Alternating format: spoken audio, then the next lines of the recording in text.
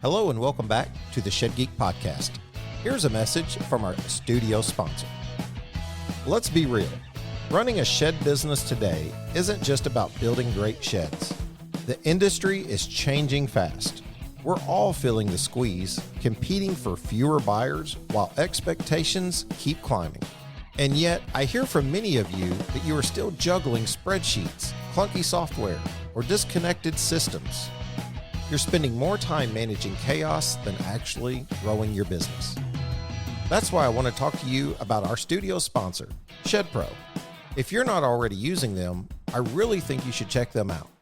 ShedPro combines your 3D configurator, point of sale, RTO contracts, inventory, deliveries, and dealer tools all in one platform. They even integrate cleanly into our Shed Geek marketing solutions.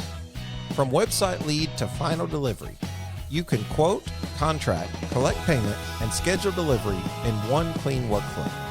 No more double entries, no more back and forth chaos. Quoting is faster, orders are cleaner. And instead of chasing down paperwork, you're actually running your business. And if you mention Shed Geek, you'll get 25% off all setup fees. Check it out at shedpro.co/ShedGeek. Thank you, ShedPro, for being our studio sponsor, and honestly, for building something that helps the industry. Welcome back to the Shed Geek Podcast. Today we will have part 2 of 2, finishing up our conversation from last week. Hope you enjoy.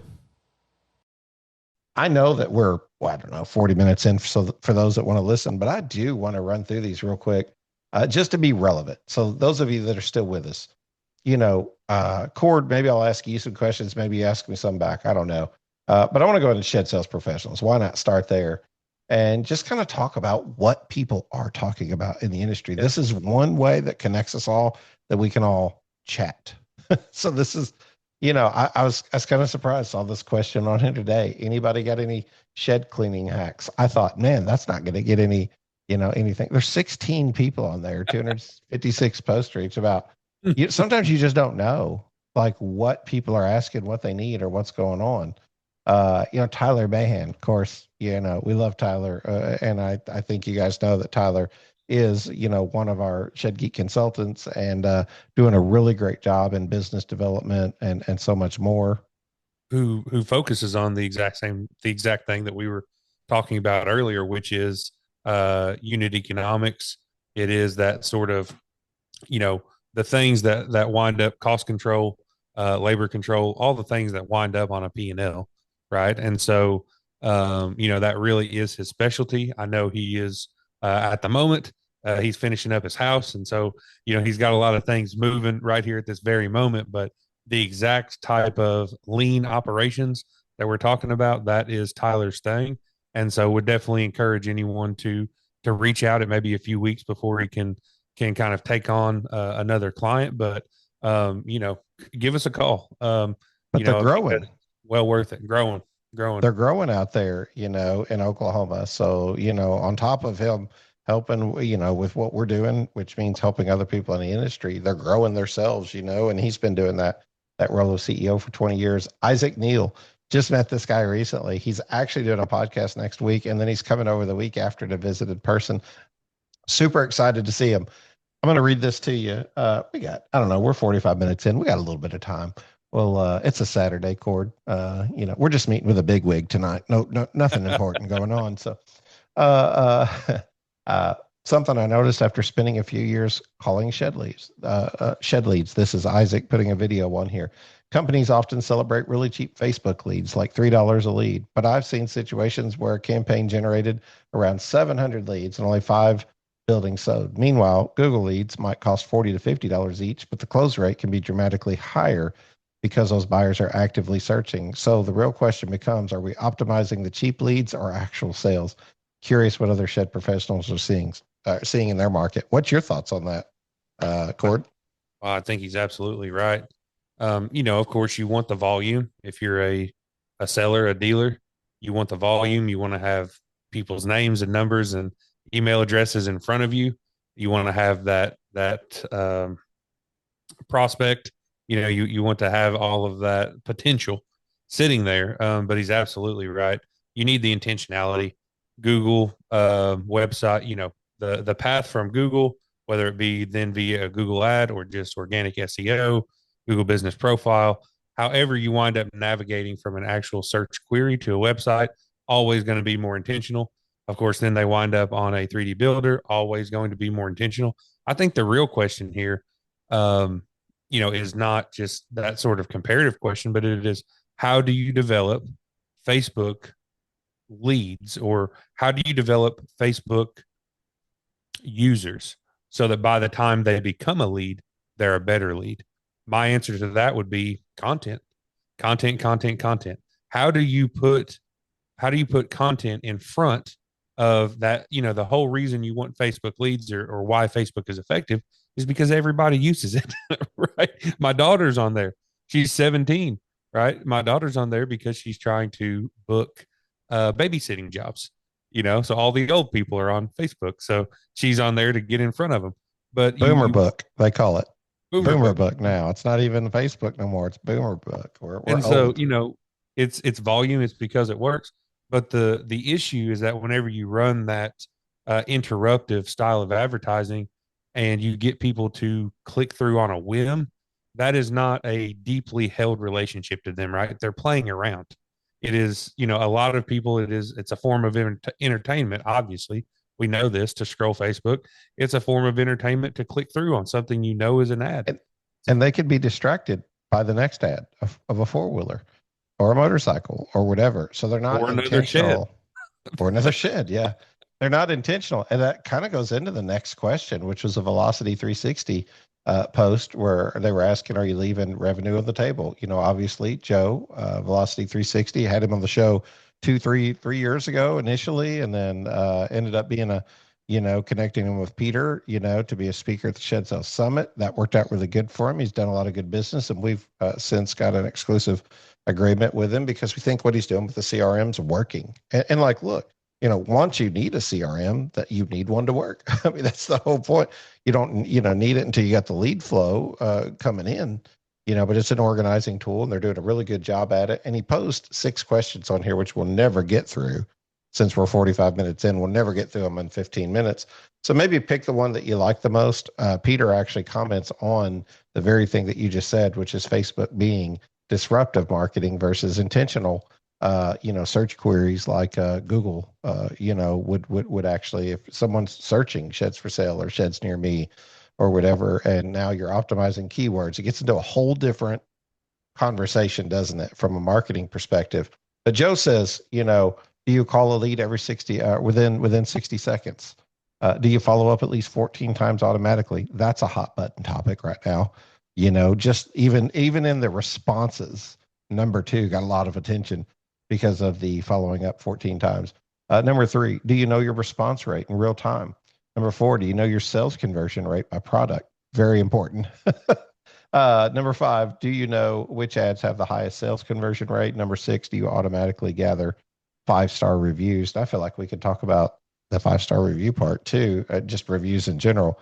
But any of those questions that stick out to you, to me, there's a lot of conversation. I say a lot. There's 6 comments on here, but about following up 14 times. One person says, if you did that with me, I'd deliberately find your competitor and go buy from them if you followed up with me 14 times. What are your thoughts on that? If you're a regular listener of the Shed Geek podcast, you already know we've been talking a lot about changing dynamics in the shed industry and why diversification of product mix isn't optional anymore if you want to win in this business climate. That's why we're proud to introduce our exclusive providers in 2 categories that do exactly that: Playmore swing sets and Striker hunting blinds. These are tall, eye-catching structures that grab the attention of adults and children alike as they pass by your shed lot.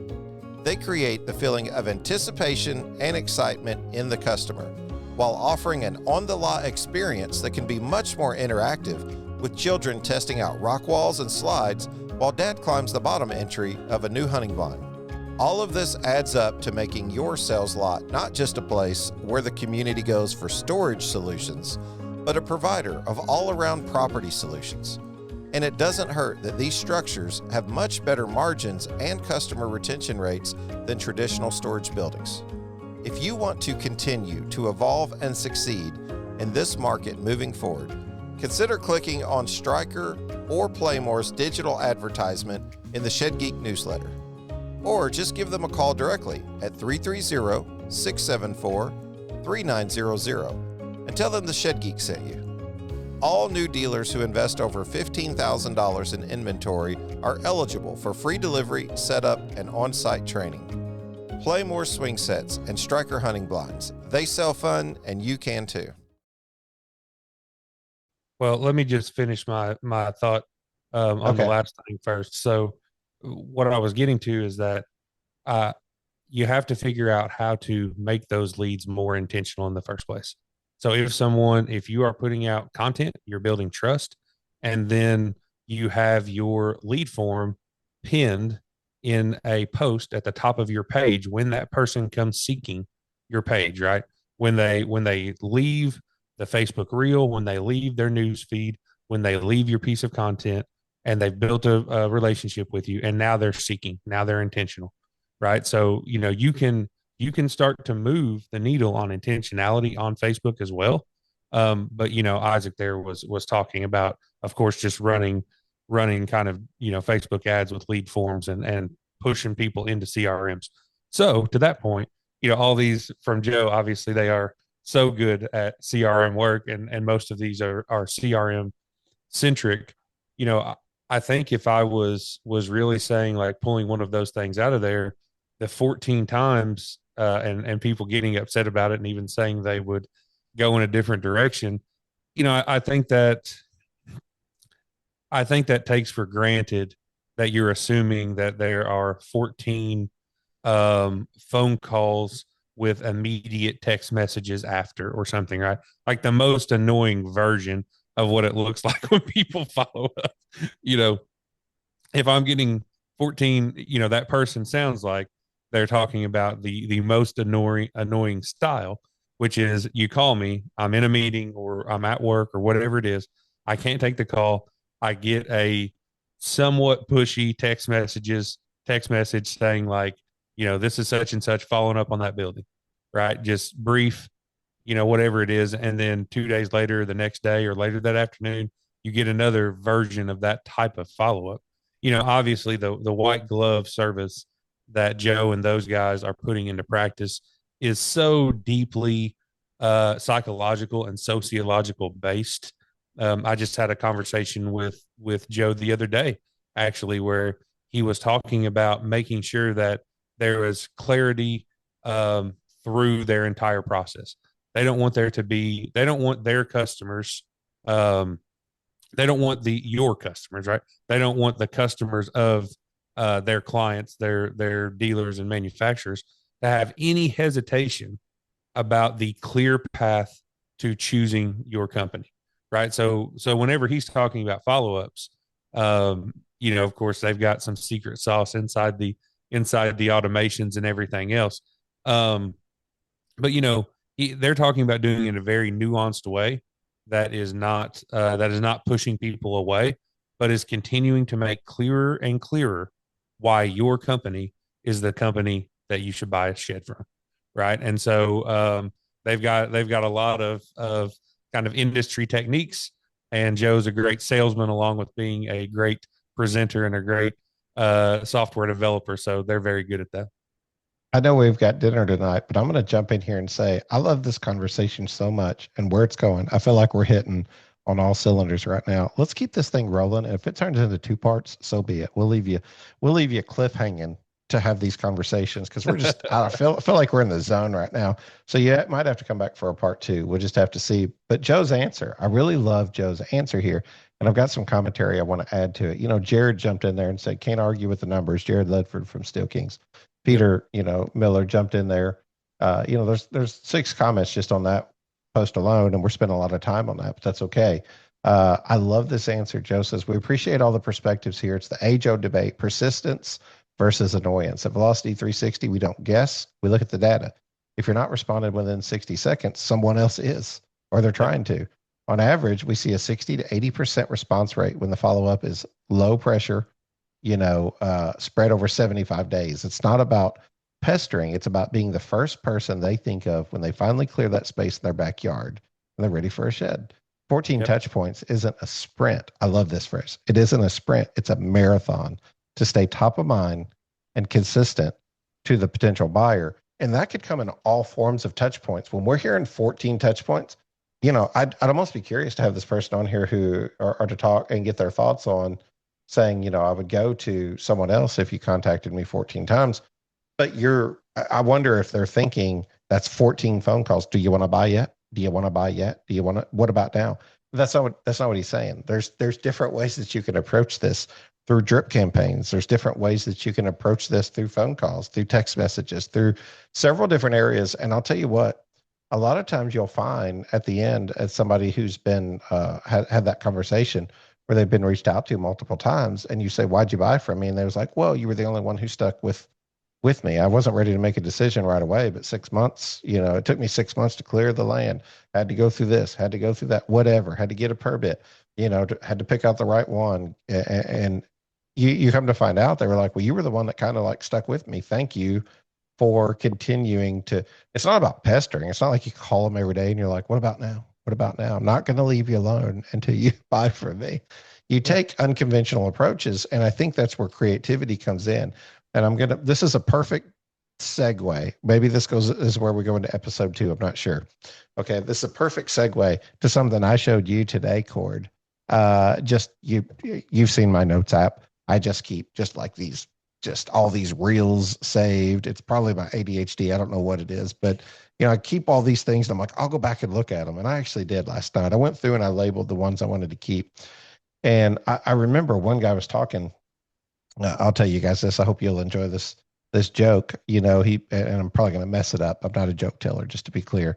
But he kind of talks about how business belongs to those who are willing to be creative and those who are willing to be brave. It's not always those who have a degree. It's not always the smartest people in the room.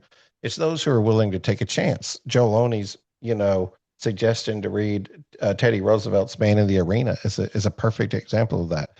Go Google that today, The Man in the Arena. That poem. It's beautiful.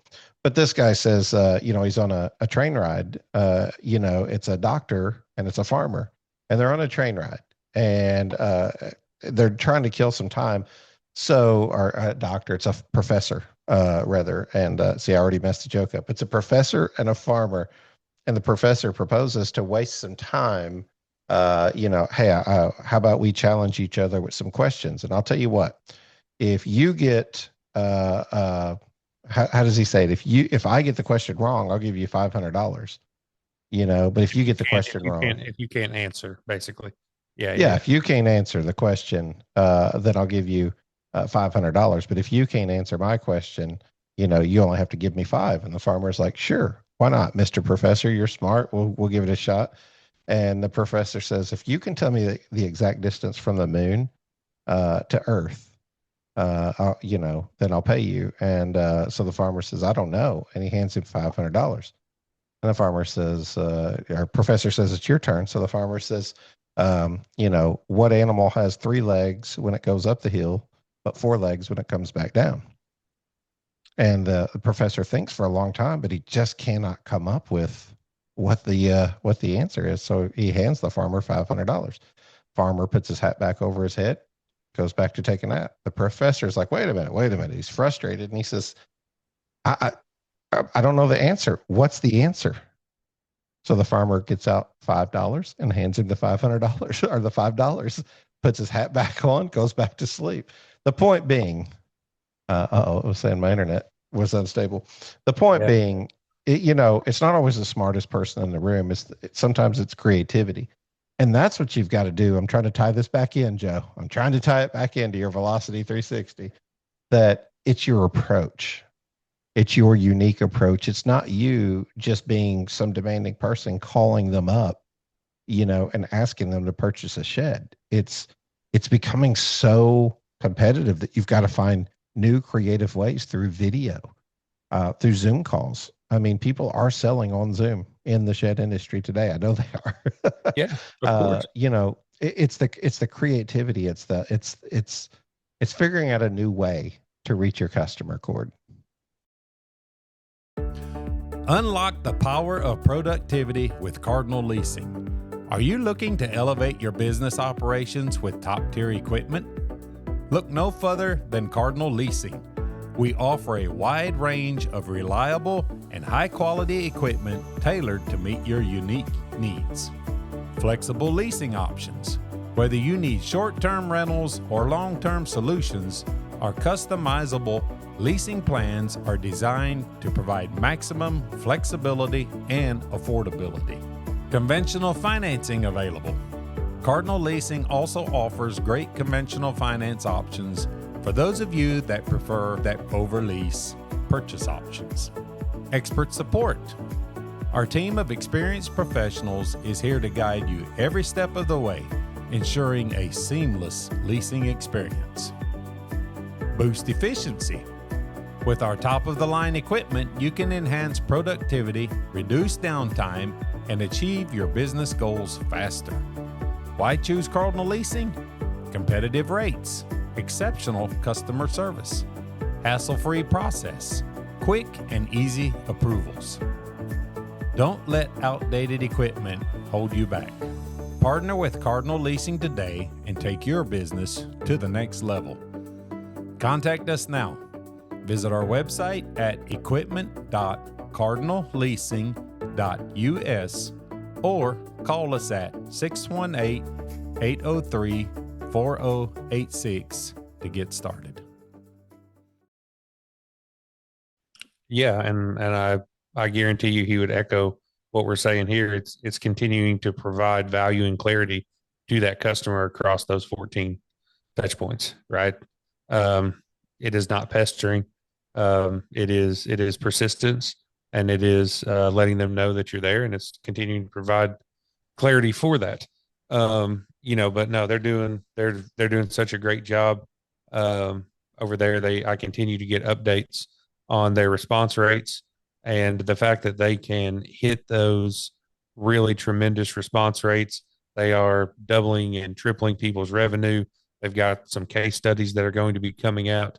Obviously we love those guys, but that's not the point. The point is they're getting results for people on the ground, for dealers and for manufacturers, and they're able to be very consistent in reproducing those results, which I think just, honestly goes to their approach overall, right? The fact that they can deal with vastly different types of companies or types of people even, and can consistently deliver those types of results is really a testament to them and that white glove approach that they take. I'm going to go one more just because the next one's me actually proposing that an Amish shed builder reached out to us talking about that Knoxville area. I was very excited to what we saw between the manufacturers and the professionals page, that we did get reached out to. They're looking to move some inventory that had some excess over the winter. Needed to move some of that pretty quickly, reached out to us. We put a Facebook post out. Excited to see like 4 different people reached out, curious about this inventory within a 150-mile radius of Knoxville. That's exciting to me. That's what networking should be. That's why I love these pages, is because you can jump on there and find a solution, just like we did the solution of the email to text. There was Plain Communities who needed, an option. Digital Shed Builder, they've done a great job at this, right? Like creating a product that no one else is creating, which is an offline 3D configurator. Advertiser of ours, good friends of the show, love what they're doing. Taking a creative and different approach at even 3D configuration. That's what it's going to take to expand either an RTO. And that's what you're seeing this, to go back to the base of your question, your initial question. Why finance? Well, why would an RTO company pick up a finance provider? Because there's opportunity there. And you know what? Finance is going to enter that space. And I wanted to give a shout out to Phil Falls, because Phil was one of the guys that really started that early in RTO National with what they were doing with rent to own and finance. And he came on the show. We even did a 2-parter where he talked about, the difference in rent to own and finance, and being state regulated and federally regulated, and all the different nuances that goes along with it. Education is the key, guys. And education, where are you finding your education is the question. Where are you learning more about these things? Who are you trusting with these processes? That's why we love being a connector. That's why we don't mind putting something like that on here, because hopefully we can find, and it seems like we have, a solution for that Amish builder. Like, we want to do more of that, because that's a business model. And I'm getting ready to segue, and I'm going to ask you, this is probably a question you would want to ask me, but I'm going to beat you to the punch. Is when does it turn into a business model, Cord? When does advice turn into a business model? We get calls here all the time. You see that. We get emails, we get texts, we get calls, we get messenger messages, whatever. And that's years of working in this industry that is a solution. It's like a hauler who has the knowledge to go out and move a shed, and they have the equipment and they can do it in 15 minutes, where it might take a redneck like me and you, half a day to get a tractor and do it the wrong way and risk, getting hurt and everything else because it's cheaper, but when does it become a real business model? Whenever you're starting to help people. And I'm going to pick a one post in particular, because I haven't gotten a chance to go to the haulers page, but where one guy was talking about being a shed dealer and offering up the number to shed haulers who might want to haul sheds on private moves that are not, company controlled in any way. These are paid for sheds that he just wants to provide leads. And he got raked, in my opinion. He got drug across the haulers will do that though, they'll do that to you. Maybe they get a pass. I don't know. But it just, I felt bad for the guy, because I kind of felt like, I was on his side, if I'm being honest with you here. I mean, cue the booze, and I'm sorry, if you boo me for that, but I do think it goes both ways. One of the comments was, well, why don't I just start charging you for, every lead we send to you, who buys a shed? And I'm like, yeah, you could. You could, and people would, and you should, maybe. and people would gladly, the shed dealers would gladly pay it. I mean, they're used to paying. Well, I guess it depends. Oh gosh, it depends. Right? It depends. What? That's why I beat you to the question. Yeah, what dealer we're talking about, and who the manufacturer is, and whether or not they're running their own leads and distributing those and everything else. But generally, independent business owners are used to paying for their leads, and so I know that's not been the custom up to this point, but in most areas of the country, and I'm not sure exactly what area of the country that gentleman was talking about. I'm trying to remember, because I just looked at his Facebook page a couple of days ago. But either way, in most areas of the country, there are overlapping independent shed haulers. You probably have 3, 4, 5 options in most of the places out there where people are listening across the the north, Pennsylvania, central Pennsylvania, Ohio, through the Sun Belt down to the south. There's lots of guys operating. And so to think that there would be some level of competition or pay for on that side of it is certainly not unreasonable. Now, I can also understand, the shed hauler perspective, which is these guys, as compared to a dealer, if they're an independent shed hauler, they're getting into it, right? You talk about skin in the game. If you're an independent shed hauler, you're providing a service that costs a lot of money just to be in business, whereas, if you're an independent dealer selling on consignment, which is, of course, the most common model, you can see where there could be a little bit of where people feel some type of way, about one of those businesses, kind of asking the other for that finder's fee. But, the fact of the matter is, and this goes back to my point from earlier, these are all the breaking of the shell, the wiggling out of the shell of an industry that's really becoming professionalized, whether that be finance, whether that be then figuring out, how to adjust those net margins, whether that goes directly to price or whether that goes into efficiency and processes, and where do we save on whatever that task might be, right? Putting trusses together. whatever that task might be, all the way down to, pay for basically every back and forth transaction. And I'm not even saying that that's something that I or you or anybody is advocating for. I think that we like the idea that not everything in sheds has to be transactional all the time, because it is, a network of people who generally get along with each other and who show up to the Shed Expo every year and have dinner with each other. And, obviously a lot of traditional and plain community people, broadly, vast majority of Christian based businesses out there. So, it's not like we're advocating for this, but this is just how the march of business works, right? You said something about, I like the, I like the joke that you told.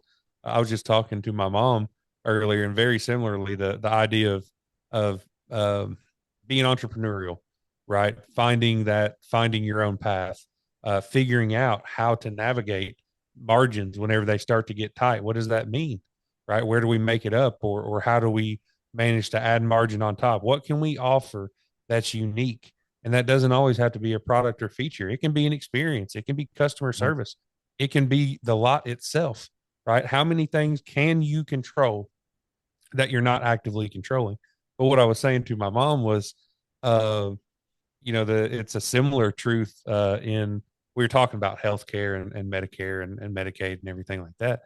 And I was talking about the downfall of socialism and communism and that command economy type of stuff. I said, they could have never come up with a Snuggie. They could have never come up with an Uncrustable, right? Because nobody, you don't know what you want until it's there, right? And command economies require that people say, I need bread, I need cheese, I need a tractor. People don't know sometimes what they want. And, that to me is what is the most fun part about marketing, is that you get to go out there and say, how can I make this person feel the type of way that makes them want to buy what I'm selling? And frankly, it doesn't matter what that thing is, right? Shed builders, if you're looking to boost efficiency and improve your truss and component production, you need to know about IFAB LLC. We've been building shop-tested, builder-approved equipment since 2011, and we specialize in reliable, durable solutions for real-world shed manufacturing. From truss presses and our adjustable jig to the precision door table, forklift building movers, and three-point building movers, IFAB equipment is designed to help small shops and large production operations run smoother. And if you haven't seen our latest truss saw system, you're missing out on some major upgrades, like an integrated stop system, pneumatically automated slider saw, integrated scrap conveyor, and a standalone elevating conveyor. These innovative options are helping shops cut faster, cleaner, and more consistently than ever. Whether you're expanding production or tightening up your workflow, we're here to help. Visit IFAB LLC to explore our machines or give us a call. Let's talk about improving your shop. IFAB LLC, simple, innovative solutions for the shed industry. It's even interesting when you hyper focus on something like the conservative side of the industry, but how they sort of perceive creativity, like very creative, like a lot of German and Swiss roots and things like that in the industry. And like, just generally speaking, German engineering is like amazing. Like, I think most people just acknowledge it for that. And that starts with an attention to detail on education. I mean, kindergarten, before you even go to formal school, in first grade, let's do this other educational piece even before that, right? Yep. So education seems to be, which I think we can all agree, like the more educated you are on anything or any situation, the better and probably the more profitable decisions that you can ultimately make. So when you go back to like what you're controlling, the question is, what are you reading? Who are you listening to? Where are you investing your time into being better? Whether that's at marketing, learning about rent-own, learning about lumber trends, learning about metal, the things that actually go into the industry. And one thing that I can say as conservatives, Republicans always get the party of no, right? Like the party of no. They just say no to everything because of the conservative nature. That's one thing that hinders us sometime in the industry. Is I remember coming up with some ideas, and I'm like every personality test comes back as trailblazer. I mean, too many people have said, who would have thought to start a podcast or that it would work even in the industry? I'm like, man, it's one of a million ideas. I just can only do so much. There's only 24 hours in a day. We've talked about a trade organization. We want so badly to get something like that off the ground. I mean, when we, started Shed U and, ultimately Shed Sales Professionals came to be, very excited to see that Peter, went and made that thing happen because it just needed to happen. There's so many areas in this space that things need to happen, but the idea is there. It's the desire and the want to. I mean, like you got to get up every day and put out podcast if you want to do it. It's not something that's going to come easy all the time. And it's the same way with sheds. It's the same way with hauling. It's the same way with sales. You've got to get up and better yourself constantly through what you read. And I remember asking somebody one time, well, why don't we just do this? He's like, it's a great idea. I was like, so why don't we do it? He's like, we'll never be first to the market with that. I was like, why? He's like, we'll let someone else do it and then we'll try to improve upon it. But we'll never be the first to go out and launch it. And I think that's kind of interesting because it goes against my nature is to sometimes be like, well, I don't know. You start to learn your own, where you're risk adverse, where you're not. Probably depends on some situational things like where you're at in life, where your money's at, where your risk tolerance comes in is what can I afford to do? But we can talk about all those things forever. I mean, I think how well defined is the business model, I think is what a lot of people, is what a lot of conservatives look for, right? How well defined is the pay for? And the reality is with new ideas, those pay fors, can be a little murky. So in the case of, I mean, let's just go on and talk about it because I'm determined to, try to get it off the ground. But in the case of something that is more like a trade organization, the pay for becomes direct to customer. So anything that winds up going to the general consumer winds up having a pay for. So what I mean is, if you are an A-rated shop or even an A+ rated, we're kind of going back and forth on, where those breaks are. Is A+ really truly like, home build quality, basically. So A is what we would expect out of a really, really high quality shed. And then A+ says that your shop can actually, produce home quality, house quality, type of framing and tolerances and quality control and everything like that. But, but my point is if you are able to, instead of just like everybody else, say quality, quality, quality, we sell on quality. Well, I'll show you why our quality here, this thing right here, quality, right? If instead of having to pitch the same message as everyone else around you, you just say, just like you do at a, the health inspector or the here we have the reader's choice. The Paducah Sun has reader's choice, right? It is a sticker that you put in your window that says we are an A+ rated. We carry A+ rated, or the sheds that we carry come from an A+ rated shed manufacturer. That shop itself is A+ rated. People have come in and looked at the operation. They've got the jigs, they've got the processes, they've got the tolerance, they've got the quality control procedures. They use the materials, and they keep them. Not only do they use them for one-off sheds, when somebody asks for an upgrade, but they keep these things on hand. These are materials and designs that they produce regularly and they produce consistently. And so when you go direct to the consumer and you give them a way, Michelin stars, another example, right? When you give them a way to discern without having to actually have, I mean, my goodness, the amount of detail you could get into just about the floor structure. You and I had that conversation this morning. The amount of detail you can get into when you're talking about the runners and the joists, and then how you are actually putting your end joists on, how you are then connecting the floor system itself, what materials are being used, what standard. If you really have to have a 45-minute conversation about every system, floor system, wall system, roofing system, ventilation system, if you have to have a conversation about that, I'll just tell you that customer is no longer interested in buying from you because you've done put them to sleep, right? Yeah. A customer needs shorthand. And so to me, that's the type of like business model, although it would be an organization, but that's the type of thing that has direct pay fors for all people who are involved, because you can directly put it out there to the customer, and it's a differentiator. And in fact, there's probably even more advantage to being a first mover in something like that. So, Well, how well defined can you make that business model? Are you swimming in leads but struggling to close the deal? It's time to turn those leads into profits with Making Sales Simple, the ultimate sales training program designed specifically for shed sales professionals.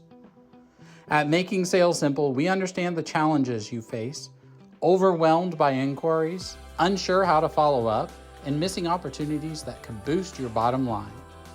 Our proven techniques help you and your team master the art of connecting with customers, building trust, and closing deals like never before.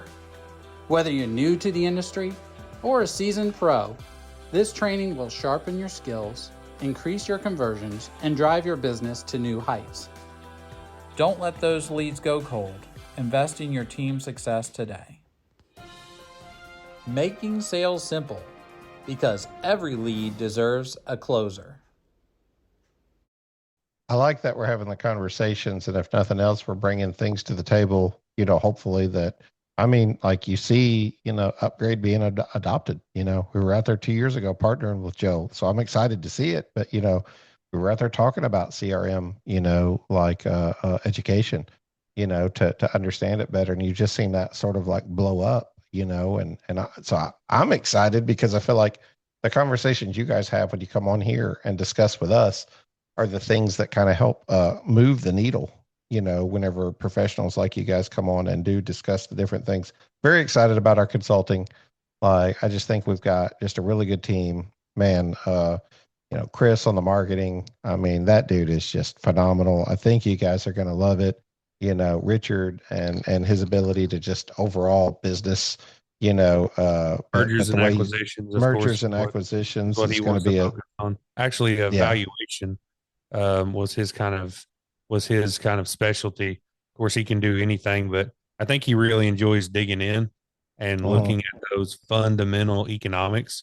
What do you control? What's in your vertical, right? Where can you grow a line of business or things like that? And so I think he really enjoys that valuation process. So, if you are one of the companies that we're talking about, go ahead.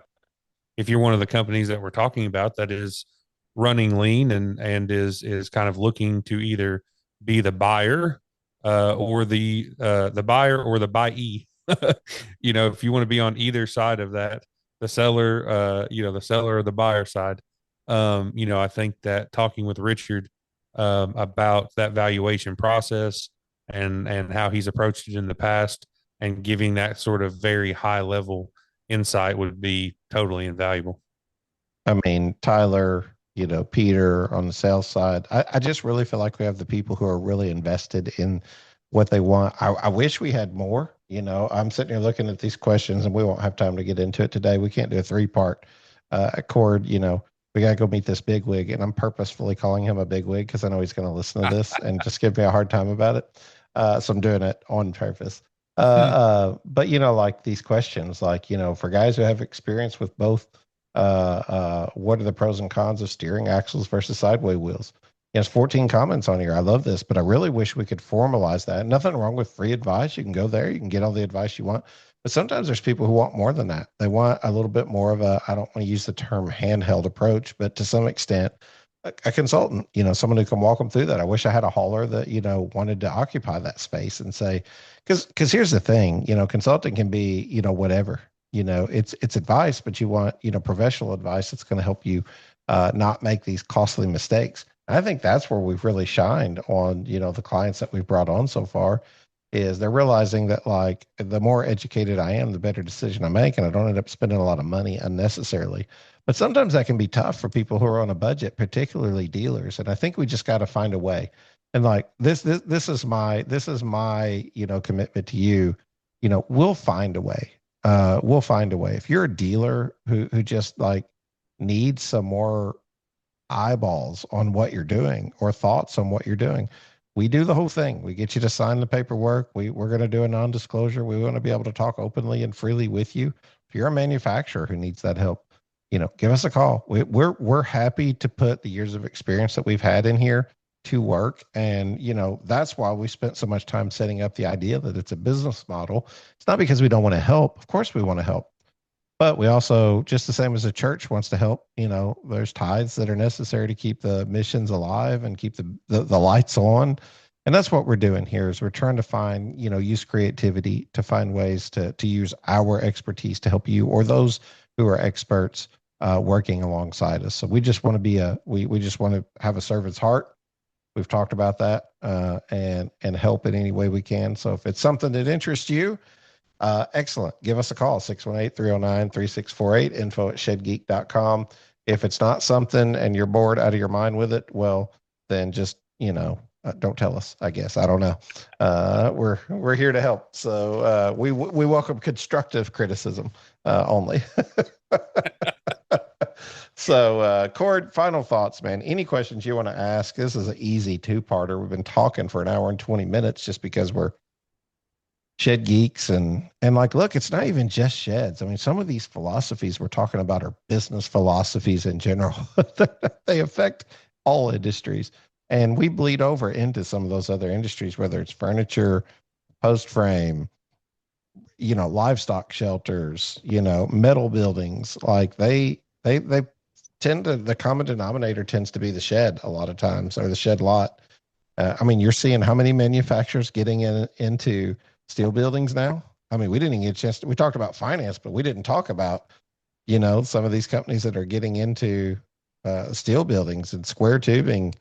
And it's more expensive than it's ever been, but it's still also in demand. So maybe for another episode, but any final thoughts, any questions you have, wrap ups, whatever you want to do, the floor is yours.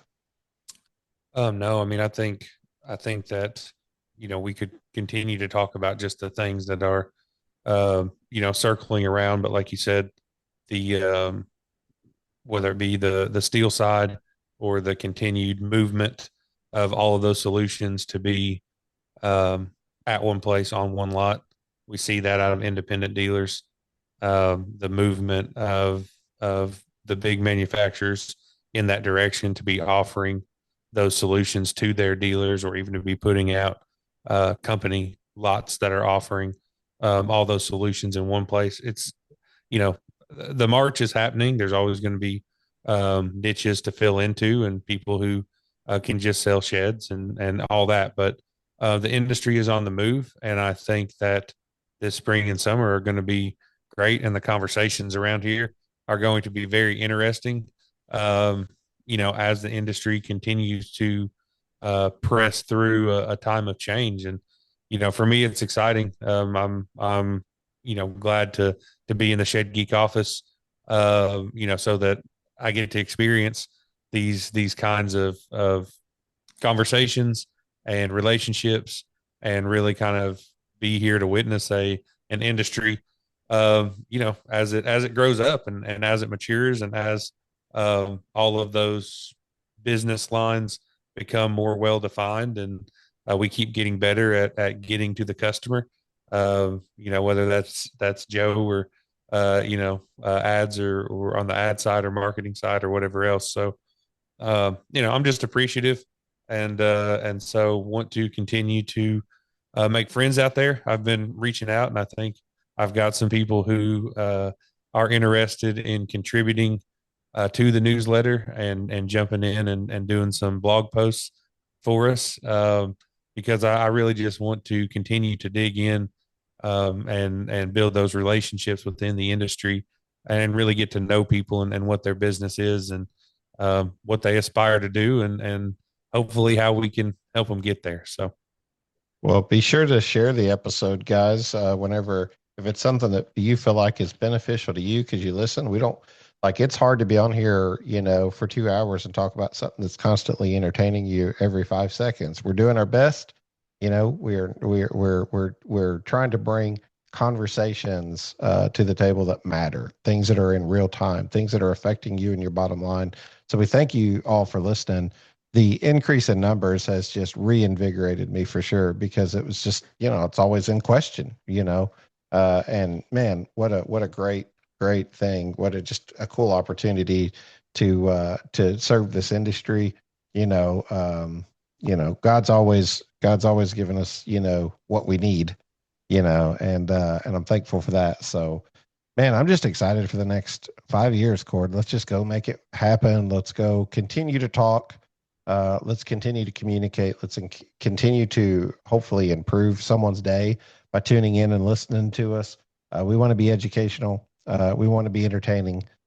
We want you to come on and be educational and entertaining. And sometimes that's as simple as telling your story. So feel free to reach out to us. Thank you guys so much. I'm just trying to wrap everything up for this little monologue type episode that we're doing here. If you will. I know it's both of us talking, so there's not much monologue happening here, but anyway, I'm overwhelmed. Thank you. Can't say thank you enough for all that you guys do to continue to listen and promote. Go buy something. Tell them Shed Geek sent you. That helps me out so much. You wouldn't believe it. Helps me out so much. I guess that's it. I didn't really leave that in a segue that lets you talk, did it? I didn't know if you wanted me to or not. I was gonna say it's probably more of a dueling monologue episode when me and you get to, there you go. Yeah. I wouldn't call it a dialogue, because a lot of times the both of us just like to have a little monologue. And we got these long runs that inside of the dialogue. They should hear us whenever we're inside a truck. Thank you, Shed Nation, for listening. We appreciate you. Thanks again, Shed Pro, for being the Shed Geeks studio sponsor. If you need any more information about Shed Pro or about Shed Geek, just reach out.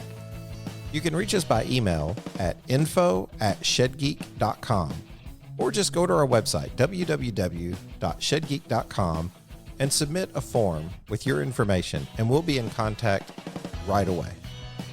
Thank you again for listening, as always, to today's episode of the Shed Geek Podcast. Thank you, and have a blessed day.